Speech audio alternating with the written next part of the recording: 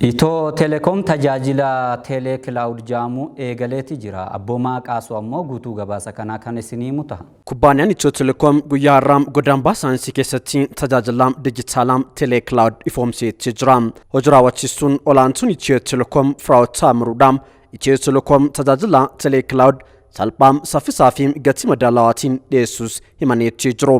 በአዲሱ ስትራቴጂያችን ላይ ያካተትናቸው እናንተንም እኛንም ሀገርን አጠቃላይ ምርታማነትን ለማሳደግ fayyadamummaa maamiltoota keenyaa dabalee haala dinagdee biyyattii irratti hundaa'uun teeknooloojii haaraa ክላውድ ቴሌ ቆጴስኔ ጅራ ለናንተ ለውድ ደንበኞቻችን ኢምፓወር ያደርጋል ብለን ያሰብነው እንደሞ ዛሬ የክላውድ ሶሉሽን ይዘንላችሁ ብቅ ብለናል። ምናልባት ተዛዝላም ቴሌ ክላውድ ዳም ዳበን ከሚዩም አፕሊኬሽን ፊም ዳታ ቀቡ ቆፋ ሱዳን ሰልባቲ ፈየደሙስ ንደንዳ ጀረኒቲ ጅሮም ከናንተ የሚጠበቀው አፕሊኬሽናችሁና ዳታችሁን አምጣችሁ ከነስንራ ኤገሙ አፕሊኬሽንቻ ቆፈ ፈየደሙን ተጃጅልቻ አርጋችሁ ደንዴሱ ኩኒስ የሮ አማ ተጃጅላውን ከኛ ገረ ዲጂታላት ጅጅሩን ፈየደሙማ ከሰን ጉዲሱ ተአ የሚወስድብን የኢንስታሌሽን ወጪው ጊዜው ከዛ ቀጣይ ተያያዥ ይሁን ደግሞ ኦፕሬቲንግ ኮስቶች አሉ አይደል ራኒንግ ኮስት የምንላቸው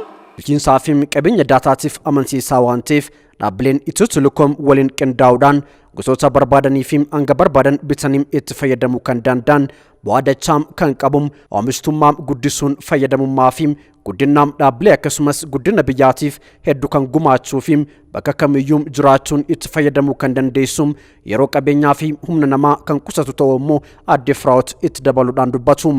Itoo Telekom karoora mootummaan Itoophiyaadhaan dijitaalam ijaaruudhaaf qabatee irratti hundaa'uudhaan giddugaltoota daataa garagaraa hundeessuun imala milkaa'ina biyyattii galmaan ga'uudhaaf tarsiimoom waggoota sadiim qabatee hojjechaa jiraachuun tajaajilam dijitaalaa babal'isaa jiraachuu simaneetti jiru. Maamiltoota miliyoona 68 ol qabuu fi fedhii isaanii guutuudhaaf oomishaa fi oomishtummaa guddisuuf xiyyeeffannoon hojjechaa waan jiruuf maamiltootiin keenya tajaajila dijitaalaa isaaniif dhiyeessinu kanatti fayyadamuudhaan nu waliin hojjechuu qaban jechuudhaanis adde Firaa'ot dhaamaniitti jiru. ለነዚህ ዳታ ሴንተሮቻችን ከሚያስፈልገን ነገር አንዱ በጣም አልማ ዳታ ከነ keessatti kan nu barbaachisu anniisadha.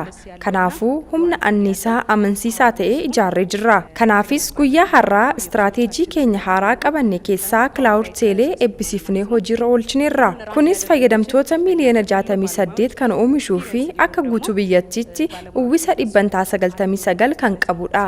በዚህ መልክ የገነባነው እናንተን ፍላጎታችሁን ያቀርባችሁ በቀላሉ የምትስተናገዱበት አገልግሎቱን ለማግኘት የማትንገላቱበት ኦንላይን አገልግሎቱን የምታገኙበት መርጣችሁ የምትገዙበት አጋጣሚንም እንደዚሁ ፈጥረናል ማለት ነው።